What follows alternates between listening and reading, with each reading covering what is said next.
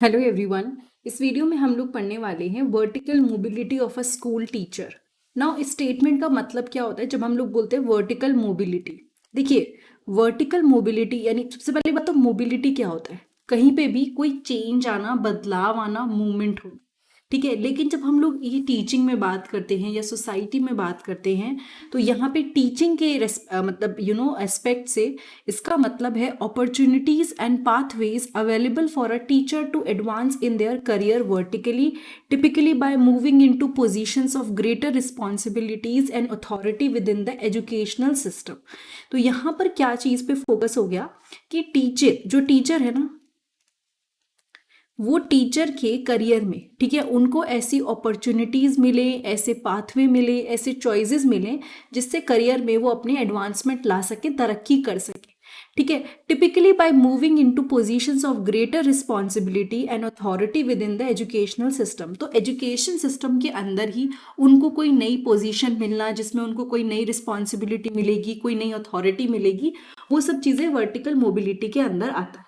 ठीक है, vertical mobility is important for teachers who aspire to take on leadership roles, earn higher salaries and make a broader impact on education।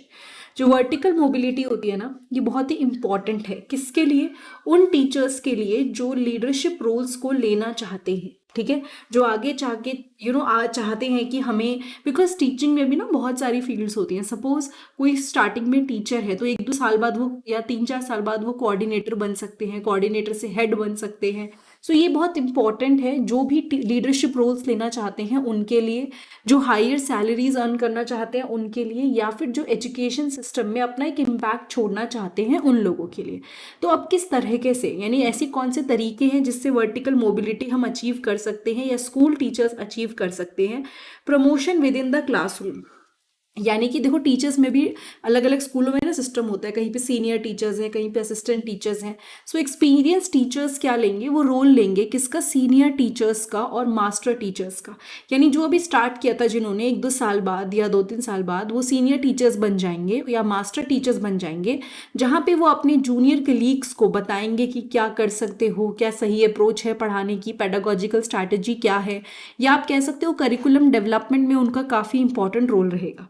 ठीक है, तो experience teachers कई सारे role ले सकते हैं, सीनियर टीचर, मास्टर टीचर, जहाँ पे वो जूनियर कलीग्स को पढ़ाएंगे एंड करिकुलर डेवलपमेंट में वो लीड लेंगे, एजुकेशनल इनोवेशन में इंपॉर्टेंट रोल प्ले करेंगे। ठीक है, फिर है डिपार्टमेंटल लीडरशिप। टीचर में progress to become head of departments, subject coordinators और करिकुलम स्पेशलिस्ट। टीचर्स मतलब जो पढ़ा रहे थे, आगे जाके वो डिपार्टमेंट के हेड बन सकते हैं, सब्जेक्ट को कोऑर्डिनेट कर सकते हैं। जैसे अलग अलग सब्जेक्ट के कोऑर्डिनेटर्स होते हैं, कुछ कुछ क्लासेस के कोऑर्डिनेटर्स होते हैं, जैसे कि 4th to 5th, जैसे हम बोल सकते हैं 1st to 3rd के ये कोऑर्डिनेटर हैं, 4th 5th 6th 7th के एक कोऑर्डिनेटर हैं, 9th 10th 11th 12th के एक कोऑर्डिनेटर हैं। So they are different coordinators, based on the subject, based on the classes। तो टीचर्स आगे जाके वो काम कर सकते हैं जब उनको एक्सपीरियंस हो जाएगा या थोड़ा पढ़ा लेंगे, and they can also contribute in the curriculum development. वहाँ पे भी उनका काफ़ी इंपॉर्टेंट रोल हो सकता है। अब क्या होता है ना, इन रोल्स के अंदर they have a greater influence over the content and organization of curriculum in their subject areas।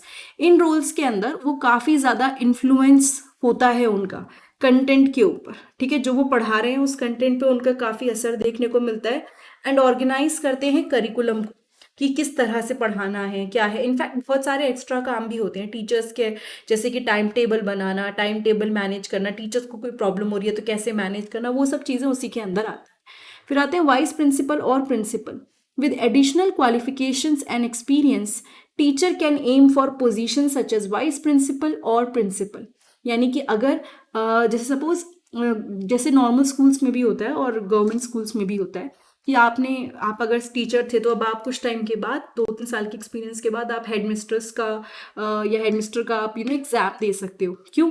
क्योंकि उससे आपका जो, जैसे कहते हैं ना, एक्सपीरियंस तो बढ़ा ही है, आपकी क्वालिफिकेशन भी बढ़ जाएगी, आप आगे जाके और कई रोल प्ले कर सकते हैं, है ना। तो एडिशनल क्वालिफिकेशन, जितनी अच्छी आपकी क्वालिफिकेशन होगी, एक्सपीरियंस होगा, आप वाइस प्रिंसिपल और प्रिंसिपल की पोजीशन के लिए एम कर सकते हो। एंड इस रोल में ओवरऑल स्कूल मैनेज करना, ठीक है। एडमिनिस्ट्रेटिव फंक्शंस को देखना, जो टीचिंग से अलग नॉन टीचिंग फंक्शंस हैं उनको देखना, डिसिप्लिनरी फंक्शंस को देखना, एकेडमिक्स रिस्पॉन्सिबिलिटीज़ को देखना, वो सब कुछ इसके अंदर आता है। फिर है educational leadership roles. Some teacher aspire to take on roles at the district, state और नेशनल लेवल। कई टीचर्स क्या करते हैं ना, रोल लेते हैं किस लेवल पर, डिस्ट्रिक्ट लेवल पे वो काम करते हैं कि हम यहाँ पे देखेंगे जो भी स्कूल से उसका फंक्शन, स्टेट लेवल पे देखते हैं, नेशनल लेवल पे देखते हैं। They also work as educational officers, curriculum developers, educational policy makers, जो इन एजुकेशन को एक ब्रॉड लेवल पे असर डालती है। ठीक है। एंड अगेन फिर क्या होता है ना, टीचर्स ही बाद में जाके टीचर्स के टीचर्स बन जाते हैं। तो हमने भी अगर किसी से पढ़ाई करी थी तो वो भी तो टीचर ही थे ना, हमने टीचिंग जो सीखी वो भी टीचर से सीखी। तो टीचर्स ट्रांजिशन कर जाते हैं टीचर एजुकेशन में by becoming teacher educator in college और यूनिवर्सिटीज। ठीक है, कॉलेज में यूनिवर्सिटीज में पढ़ा के they become teacher educator. They may teach and mentor future teachers, conduct research and contribute to the development of teaching methods and curriculum. वो लोग क्या करते हैं, वो फ्यूचर टीचर्स को पढ़ाते हैं, जो फ्यूचर में टीचर्स बनेंगे उनको पढ़ाते हैं, रिसर्च करते हैं, एंड जो आपका टीचिंग मेथड है, करिकुलम है, उसमें कंट्रीब्यूट करते हैं। ठीक है। फिर है एजुकेशनल स्पेशलिस्ट।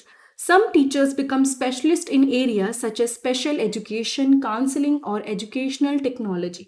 कई टीचर हैं वो स्पेशलिस्ट, मतलब एक्सपर्टीज उनकी हो जाती है स्पेशल एजुकेशन की फील्ड में, काउंसलिंग में, एजुकेशनल टेक्नोलॉजी में।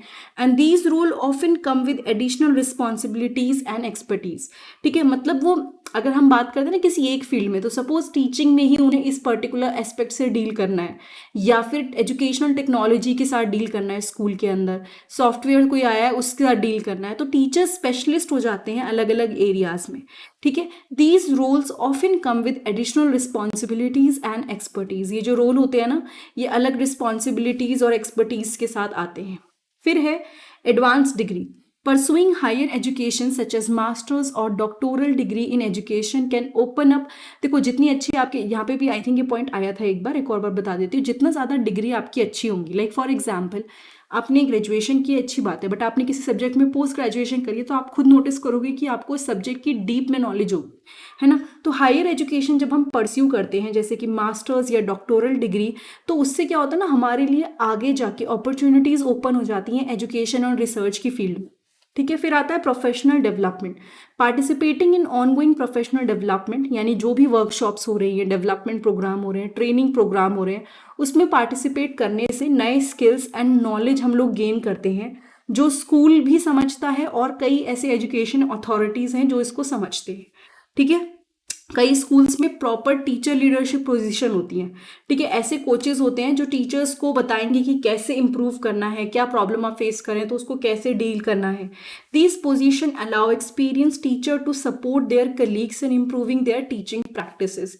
ये जो पोजीशन होती है ना, ये हेल्प करती है एक्सपीरियंस टीचर्स को कि वो अपने कलीग्स को सपोर्ट करें, उनकी टीचिंग प्रैक्टिसेस को और बेटर करें। फिर आया entrepreneurship. Teacher with innovative ideas में स्टार्ट देयर, और देखो बहुत सारे एग्जाम्पल्स हैं इसके। ठीक है, तो बहुत सारे ऐसे टीचर्स होते हैं, कुछ साल पढ़ाने के बाद उनको लगता है कि नहीं, हमें अपना कुछ करना है, we want to do something for by our self. So that is something which comes under entrepreneurship. And teacher with innovative ideas, they may start their own educational ventures such as tutoring centers, coaching institutes or educational technology startups. They can start all these things. ठीक है, तो vertical mobility of school teacher, I hope आपको clear हो गया हो किस तरह से हो सकता है, क्या कॉमन वेज हैं, क्या फ़ायदा होगा और क्या क्या रोल्स होते हैं, वो सारी चीज़ें हमने डिस्कस कर ली। कोई डाउट है तो कमेंट सेक्शन में पूछिएगा, बट अगर वीडियो अच्छी लगी तो प्लीज़ चैनल को सब्सक्राइब कीजिएगा, वीडियो को लाइक कीजिएगा, ताकि मैं और वीडियोस अपलोड करती रहूँ। बाकी प्लेलिस्ट ज़रूर चेक कीजिएगा, you will find many useful resources.